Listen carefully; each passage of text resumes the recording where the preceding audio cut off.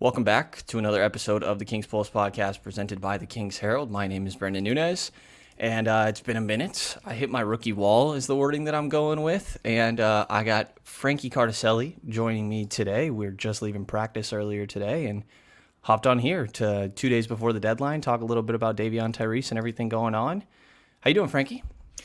Brendan, rookie wall. If you're hitting a rookie wall, I'm hitting a sophomore wall. So doing good, all things considered.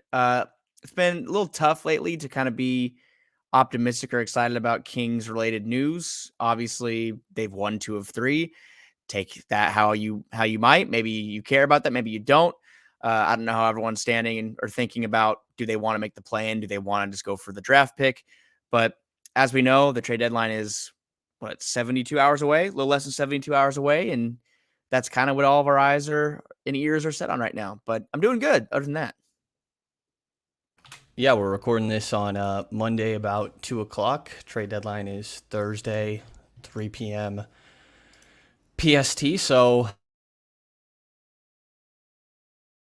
we'll see. I don't think I've gotten to really talk about it on it here. Fox has missed the last 8 games with a sore ankle. Apparently, his reasoning is that he sprained it in Detroit, which you can see him roll his ankle, and it bothers him in the Detroit game. But he still played through it at the end of that game, which, who knows, maybe was a mistake, depending on the realness of what's going on here. And then he said he went out against Milwaukee, the beginning of their road trip, and going through warm-ups just didn't have great motion. He said out of practice that a lot of it is the lateral motion. It's not any sort of, it's not exactly sprinting or jumping. It's lateral movement. And he's missed 8 games. And I want to say the last 3 or 4, we've heard that he's a game-time decision about 90 minutes before tip-off when we do pregame with Alvin Gentry. A little sus, Frankie. Yeah, it's definitely it'll make you raise your eyebrow. And when you look at how well Vox was playing too before he went out, 10 games up until the injury, 23.7 points per game, 4.6 rebounds, 5.3 assists, and he's shooting 50% from the field. The injury, we all saw him kind of tweak that ankle. But just the fact that we've been seeing him now at practice, or you saw him at shoot-around a couple of days ago. Today he was doing windmills after practice and looked pretty comfortable as an athlete can look, a professional athlete can look on a practice floor. And just the way the organization's handling it, how they're being kind of quiet about it. Fox had to come out on his own and tell us that all the tests came back negative, MRIs, x-rays, what have you. Fox did say something that everyone kind of was hanging on to a little bit, as far as him saying his ankle injury from 2 seasons ago has, I think, the quote was, it's never fully healed, or it's still always bothering him a little bit, which that's kind of concerning. You might want to get that right, especially the fact that Kings have the longest off seasons of pretty much any NBA team every year. So it's definitely interesting. I would be surprised if he plays before the All-Star break, the trade deadline. So because you're this close, if the team is for sure not going to move him, which they've said they're going to, but then again, you have reports that they're saying, well, they're saying that, but do we actually believe that? That's not our story. Why not just hold them out for another 2 games? They're back. It's a back-to-back Tuesday, Wednesday. The deadline's Thursday at 12 PST or 3 p.m. I think it's 12 PST. I think it's 12 PST, right? 3 Eastern. Oh, you're right. Yeah. Yeah. So that's early portion of the day Thursday. I mean, why not hold them out for 2 more games at this point, right? But we don't know what ownership is pushing for. They are close to the play-in, to the dismay of many. So there could be some urgency on that end. But if they're looking to move him, I could understand why they want to hold him out. And then also, in closing, there's always a possibility that he is just holding out himself until some moves are made to see what direction the team is going in. These are things that we don't know yet. Hopefully we understand them soon. But right now, it's kind of confusing. It is. And I think my, reading between the lines, it just doesn't feel like Fox couldn't be out there. Or that this is like, I get you don't want guys playing on things and potentially re-injuring or re-aggravating or anything like that, but it just doesn't feel like everything going on where it's there's like real concern of that. It feels like there's something extra here. Like even little things like, well, I mean, the game time decision thing every single time is interesting. You know, it's always, we're going to see how he feels when he goes out for warm-ups. It's like, okay, for how many games in a row now? And even little things like after Mo Harkless's big game, I think it was against OKC. Yeah, he ended up having a season high in points, rebounds. He had a great game. Just kind of hitting threes, and he's played well recently since he's kind of been back in the starting lineup. Is Gentry said after talking about Harkless something along the lines of like, oh, I don't even think Harkless is 100% yet. And then I don't have the direct quote, but again, something along the lines of, but we're at the time of year where everybody's a little banged up, and he's just kind of playing through it.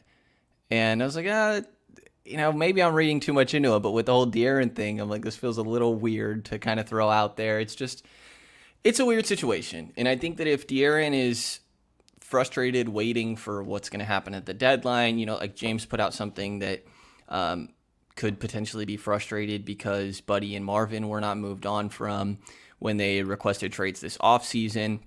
And I get how it'd be frustrating to have two guys around. I mean, Fox has spent the most time with those guys of anybody on this roster, I believe.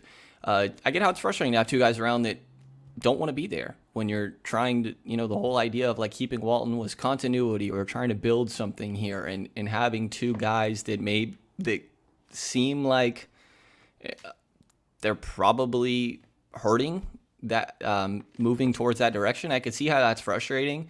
But if that's what's going on here, like I think that at the same time, if I'm Tyrese or if I'm Davion, I'd be really annoyed that De'Aaron is upset over this, and that's the reason he's not playing. And I'm not saying I know for sure that's what's going on. I'm just like, that feels like it is a very real possibility here. And I would understand De'Aaron's frustration, but at the same time, like, get out there and try to help contribute towards this, because there are guys that are trying. I get there's some that aren't, but there are mainly Tyrese and Davion are out there busting their ass, trying every single time. And if there's something more here, I'd be annoyed if I was those two. Yeah, I mean, some teammates don't like each other in certain situations. We've been hearing about Rudy Gobert and Donovan Mitchell, for an example. They don't like each other, and they're still playing together. They might make a playoff run together. They have to get through these things. The Kings, De'Aaron Fox, Buddy Hield, Marvin Bagley situation, we've seen this disintegrate over time. It's not really De'Aaron versus Buddy. It's more of Buddy versus the organization on that situation. And then, of course, with Marvin and De'Aaron, we've known that they don't really like each other that much. At least that's what it's looked like. They don't like each other very much. That's been disputed minimally. But I think that there needs to be a reset. A reset needs to happen. And De'Aaron shouldn't be holding out of playing games to get that reset. And if that's what's going on, that's kind of unfortunate. I don't know if that's the case. I hope it isn't. You have to hope it's not, that he's just saying, okay, I'm drawing my line in the sand, trade those guys, or I'm not going to play another game. I don't know if that's exactly what's happening, but it is interesting timing. Granted that the trade deadline is coming up, and Fox might have tweaked his ankle and at this point gotten close enough to say, what can we do for the team? Like, I'm here, I'm the franchise player, but what can you do, Monty? What can you do? Who can you bring in to surround me with this talent? Because I don't want to move. I don't want to be traded yet. And at what point will that change? Because losing takes its toll. We've watched it break people down. I think part of the reason why there's been all of these issues among these teammates is because the fact that losing can drive you insane.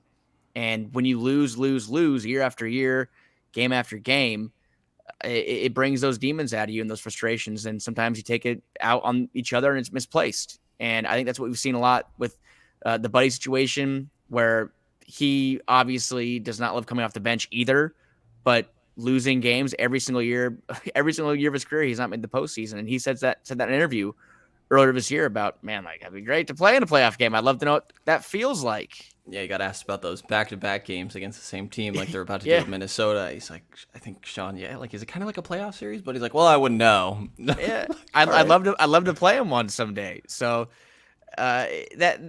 look, we're 2 days away from the deadline. Hopefully, this podcast in a couple of days, we have a clear answer to, Marvin and Buddy were both moved. And then De'Aaron, if he misses the next 2 games, he comes back. that might be a little bit of a light bulb in all of our heads and say, okay, is that coincidence that Buddy and Marvin got moved and now De'Aaron's playing, or is there other reasoning behind that? But I think everybody needs a nice little reset. Obviously, the organization of the team itself does, but this core group of players, and again, Buddy and De'Aaron were looked at as a backcourt of the future. I think in 2018, 2019, when Buddy was averaging 20 a game and De'Aaron took his leap, and I think he averaged 17 and 7 and helped them with the near playoff push. So that's over. It's done. Yeah. Time to move on. Yeah. And yeah, I'm just at the point like this Fox stuff is weird where I think that like we've been getting prepared that like anything could happen for the last couple weeks now, right? With anybody and there were reportings that came out, I think Siri is trying to figure out what's going on with this team too. You breaking a trade, Siri? Yeah. And we've seen reporting from James, Sam, Shams, similar names, that Fox and Tyrese are not in conversations. But I don't know, Fox stuff is weird. And since those reportings where I don't know that I'd be shocked. Like, I think I'm weirdly at a point where like the only person I'd be absolutely shocked to see moved is Tyrese. There's different levels of surprised for everybody. Like, to me, Buddy and Tristan Thompson Marvin and Tristan Thompson are the two guys where I'm like, I just don't see how these guys are on the team in a couple weeks. And I say a couple weeks because maybe it takes a little longer for Tristan Thompson, because if he doesn't get moved, I would guess he just gets like bought out or waived. Those are the two guys to me that are like gone. I just like Marvin is going to be restricted. I don't see why you would bring him back in restricted free agency. It doesn't feel like a positive for either side there. And then obviously candidates of like Buddy, Harrison, or Rashawn are all like, you could see it, right? I'd be, again, different levels of surprised, but and De'Aaron would be a whole nother level of that, but Tyrese is the one to me, and same with De'Aaron, probably Davion falls somewhere in there as well, but Tyrese is the one to me where I'm like, I just don't see it happening, but again, you never know. It's going to be a crazy 2 days. Like, we have no freaking clue. We've heard left, right, and we've heard everybody's name thrown out, and it's fun but scary. About to be crazy. Yeah. Fun but scary. And yeah, I'm on the same page as you as far as Tyrese goes. I know that no one's untouchable, but in my mind, he's as close to untouchable as he gets, just because of the things he can do and how young he is and how controllable he is. He still has, I think, 2 more seasons on his rookie deal.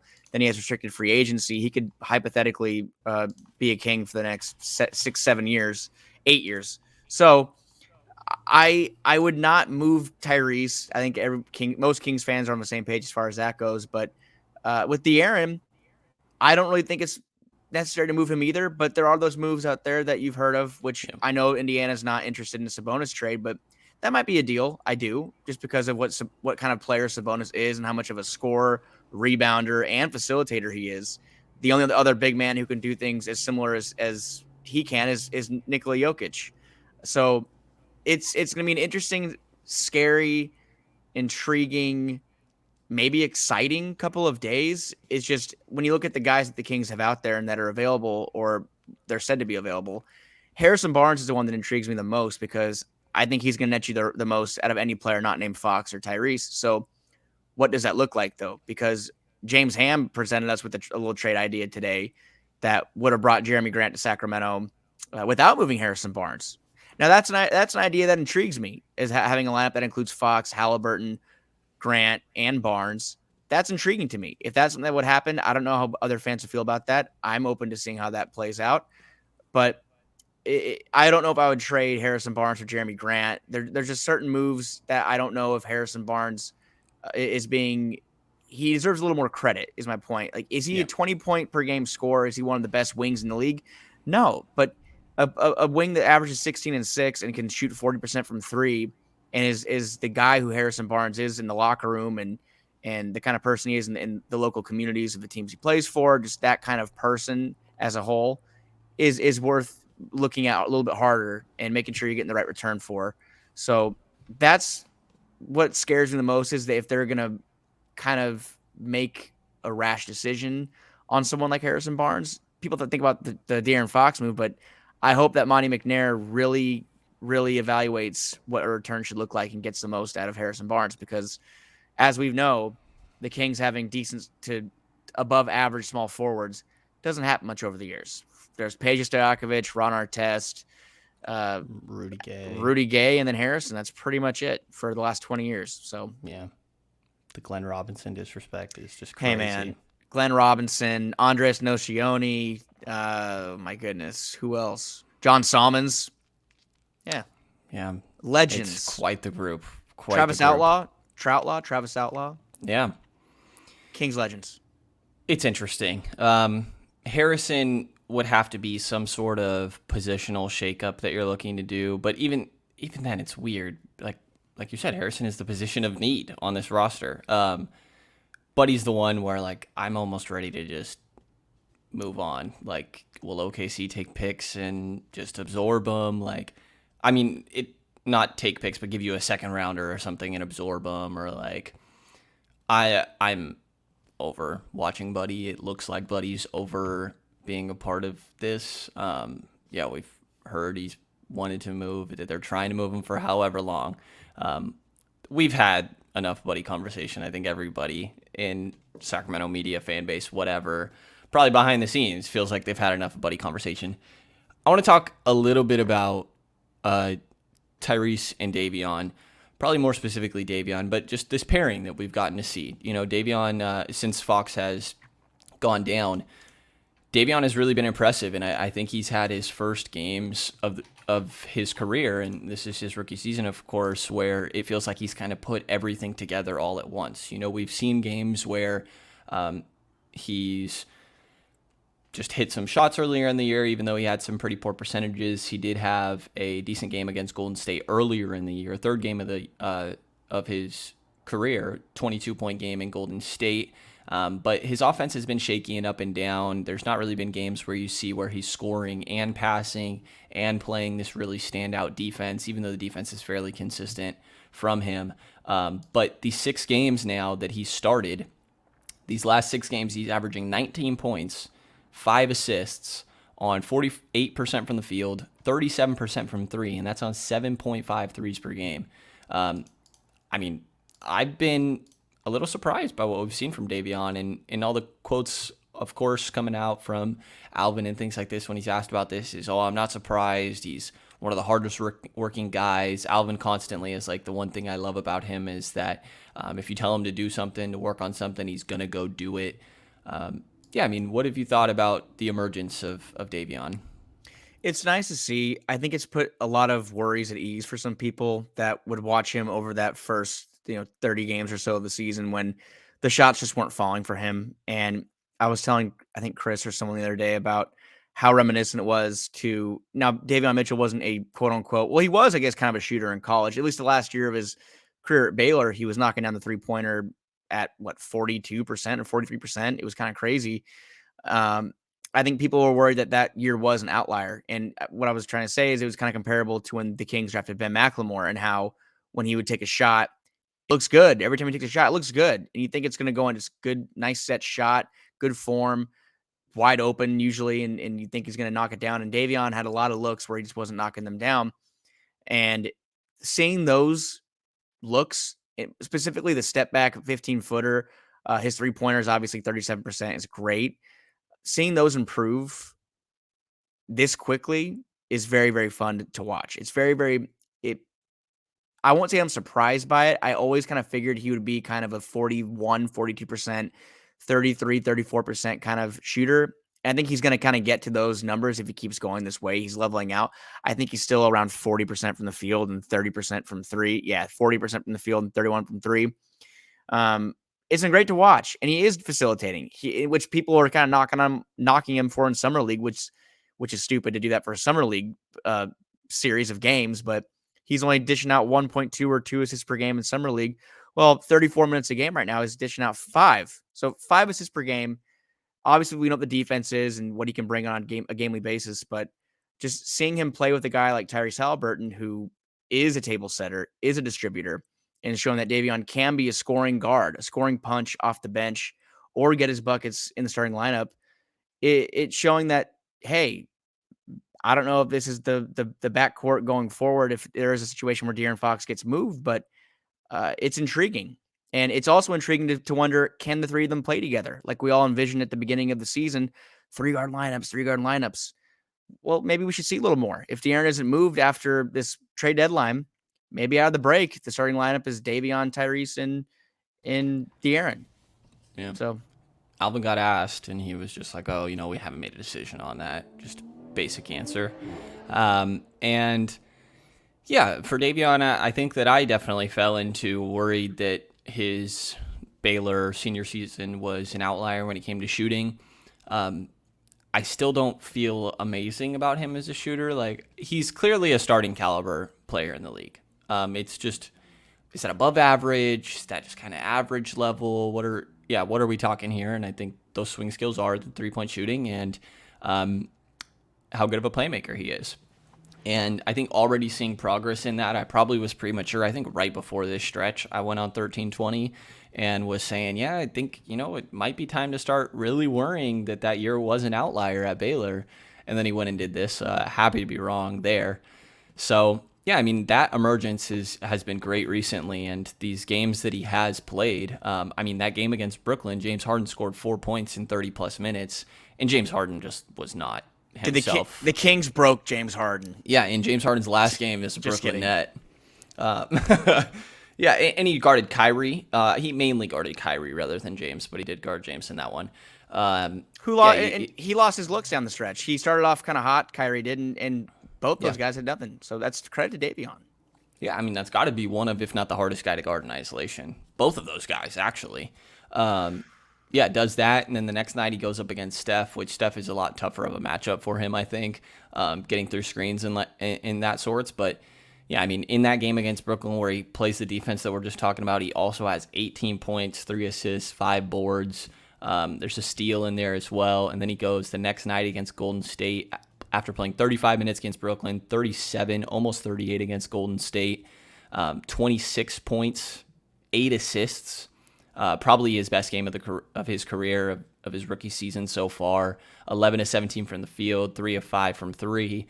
He comes out against OKC with 17 points, 2 assists in there as well, and 7 of 15 from the field, 3 of 9 from 3. Doesn't sound amazing, but he started 1 of 7, and then he hit his next 2, both of which were at really big moments in the game to kind of help with runs throughout that OKC game when they look like they might kind of bring it back. So Davion has been really good. The self-creation that he has and the handle, like he looks more comfortable and seems more comfortable. I think this was also the case at Baylor, off the dribble than off the catch. And yeah, some of the space creation, step backs, and like I said, handles are really intriguing, where sometimes I look at Davion and I'm like, man, what is his upside here? And I think we're getting the first taste of, like, man, he could be really good. Finishing at the rim too. He will drive into the paint and go right to the rack, and he's a big guy. Like, he's a built dude. And the free throw shooting is not great over the last, the 6-game stretch he started. He's shooting 25% from the line on 7 attempts per game. That's not ideal. I can't say that's ideal. And I think for the season he's around 50%. That's got to improve. But we know he never gets there. No, and we know about De'Aaron Fox that shooting 70% even or lower is not going to cut it either. So Davion's ability, though, to get into the paint and get to the rim with the ease he is doing right now, it's exciting, because you know that if he can do that a little more often, kind of with Tyrese is the same thing. You kind of want these guys to drive the paint more and draw fouls. That's a criticism of Buddy Hield that he's gotten for years too, and Buddy still has never really done it because of how good of a free throw shooter he is. And he also is a guy who was a guard with a little bit of size on him. Go in there amongst the trees and try to draw the foul, get to the line. It's not happening that much for any of these guys except for De'Aaron, who happens to be the second worst free throw shooter out of the bunch, Davion being the leader. So Davion, though, being able to get into the paint with ease and his quickness on the fast break, it's an aspect of his game I wasn't fully aware of coming out of college. But he has the tools. He has the tools to be a decent player in the league. And he's 23 years old, which kind of puts him ahead of other guys in his draft class as far as maturity. We know his work ethic is off the charts, and we know that he, like you said, he'll work on whatever he needs to work on, whatever is given to him, whatever constructive criticism is handed his way, he's going to work on it. And I'm sure he knows more than anybody how bad his free throws have been. I'm sure he knew more than anybody how much he was struggling from the field.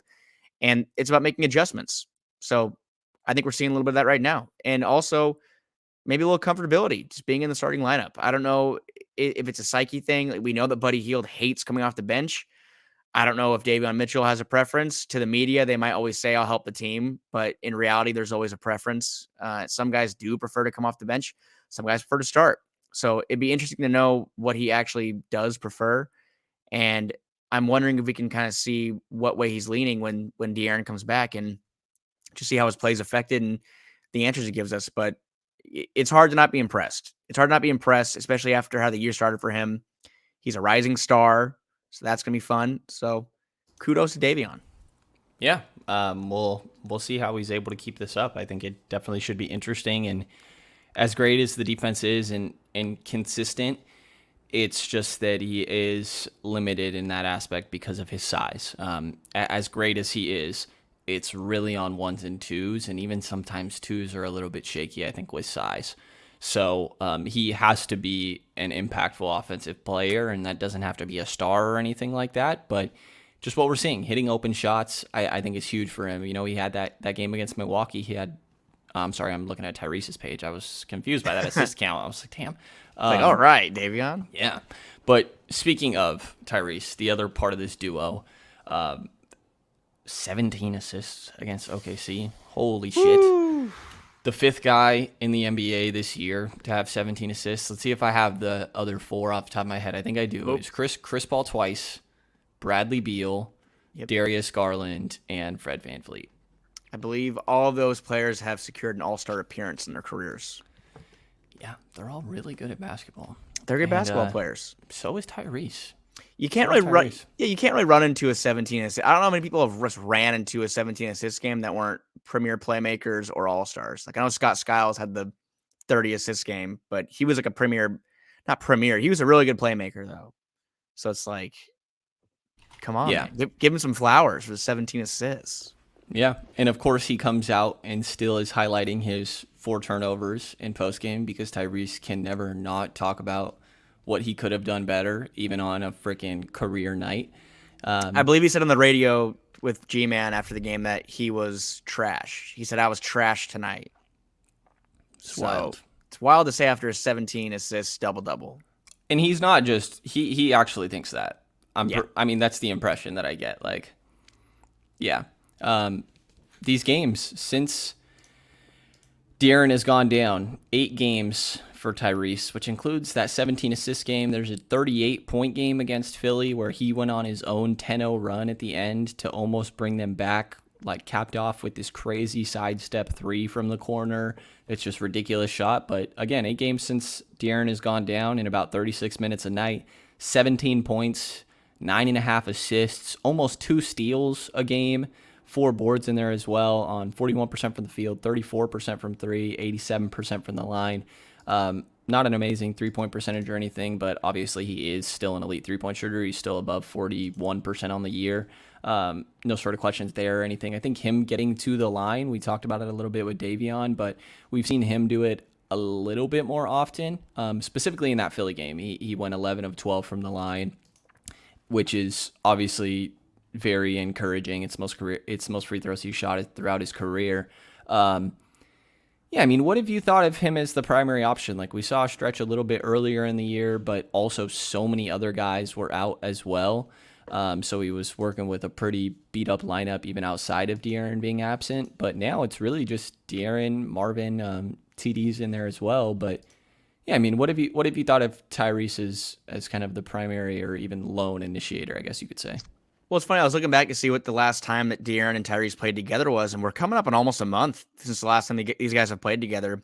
January 14th against Houston, when the Kings won that first back-to-back, the first game of the back-to-back against Houston on the 14th. That's kind of crazy. Just think about how long Tyrese has been in this role, and he's been doing a very great job, obviously. I mean, we know that the numbers are crazy. They jump off the page, but it's why these questions have arisen about De'Aaron Fox. Tyrese Haliburton has played so well as a starting point guard that is controlling the offense that for the first time in since De'Aaron Fox was drafted, there's chatter about moving him on this large of a basis, as far as rumors out there, and you got Shams and Sam Amick pieces. So Tyrese running the floor, he just has that basketball IQ that you see guys like Chris Paul have, that you see guys like, I don't want to say Westbrook this season. We'll go back a couple years to when Russell Westbrook was a little bit better of a basketball player than he is right now.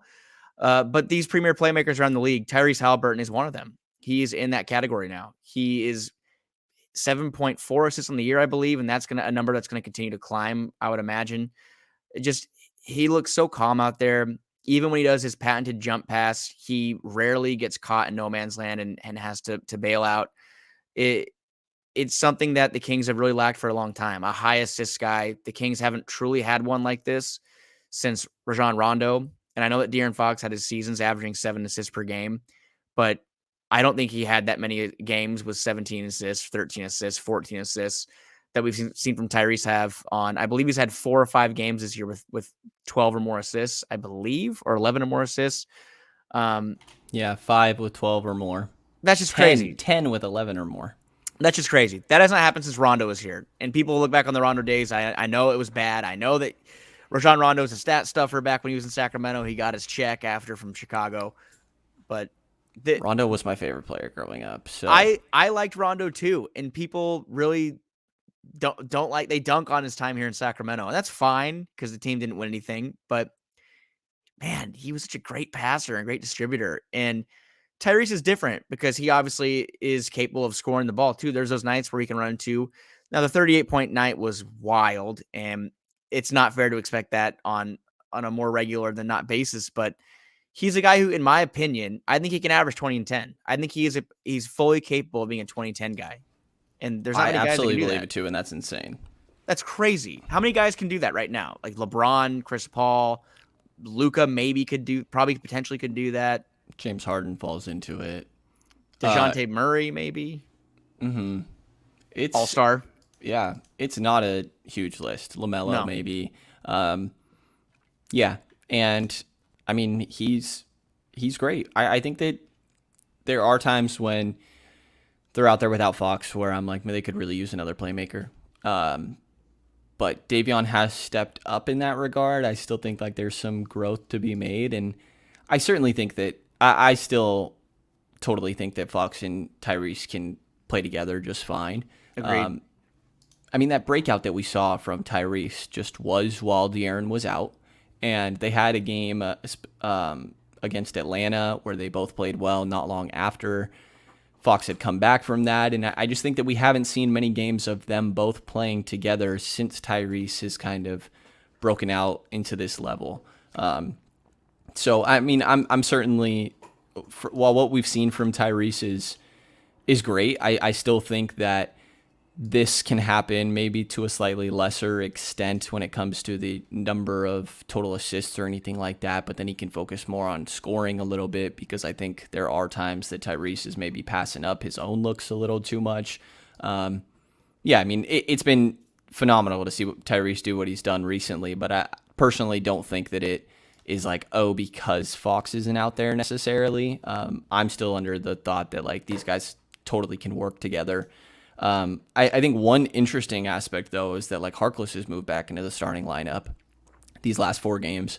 He's played really, really good. I mean, really, really good for Mo Harkless standards, which is nothing against him. I think that he's lengthy. Defensively, he's exactly what they needed at the 4.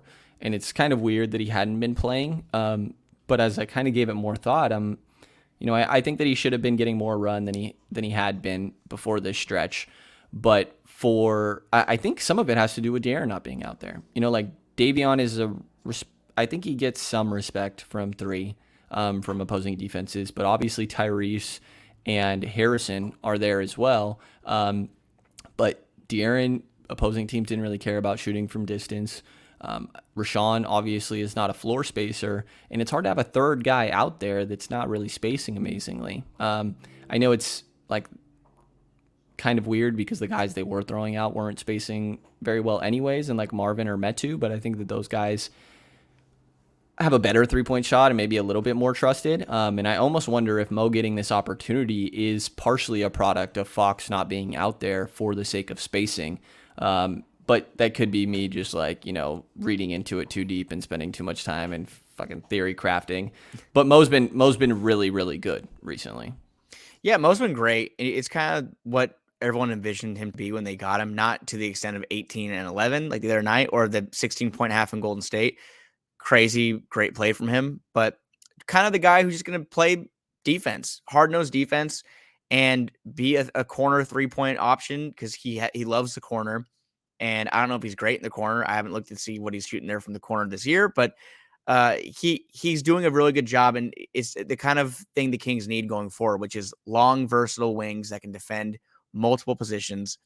And it's intriguing to me because if the Kings do move Harrison Barnes and or Marvin Bagley, is Harkless a mainstay in the starting rotation, depending on who they get in return? Like if they do go out and get a Jeremy Grant, are you going to roll out kind of a small ball, smallish lineup and go Harkless Grant?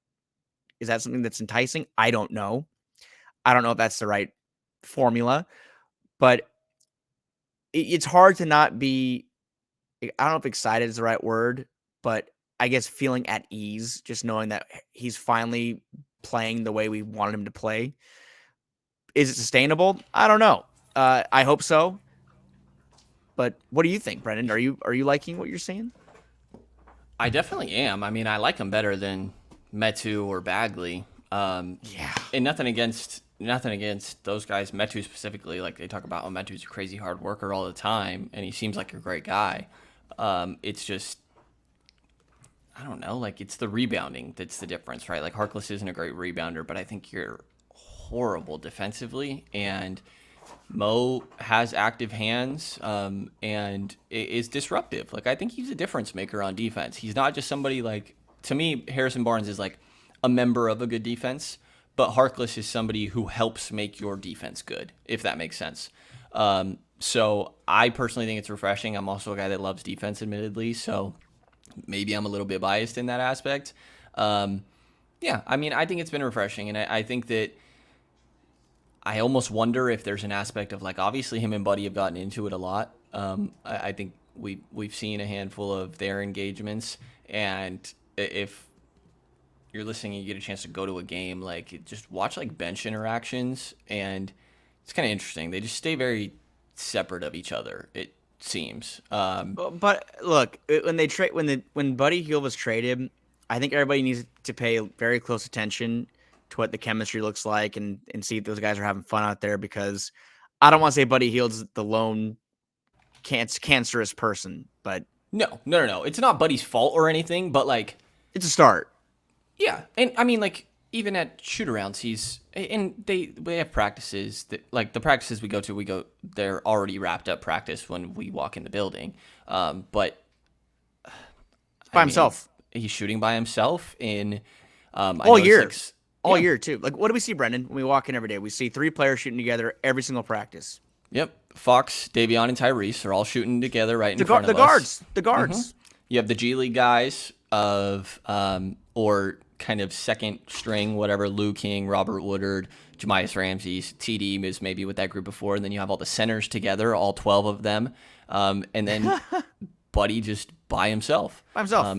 Even like he sometimes is not going into huddles during timeouts where he's just still shooting around on the hoop right there. Like it's just weird. The chemistry is weird right now.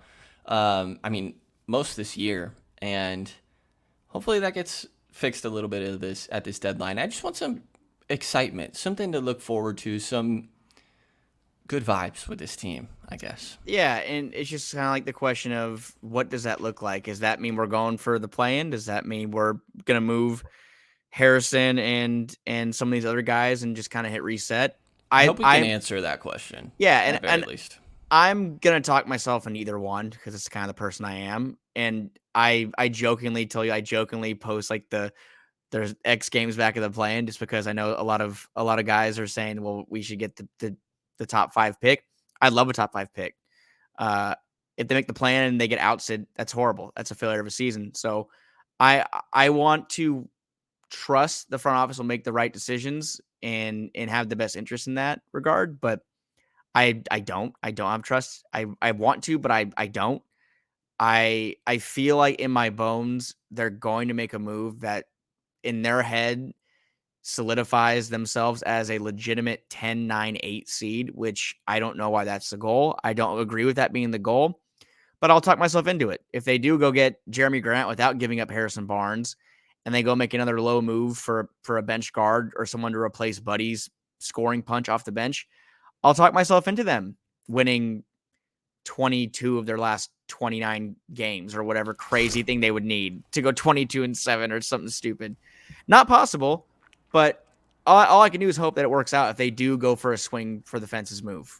I don't know if the fence is quite a Jeremy Grant like label though.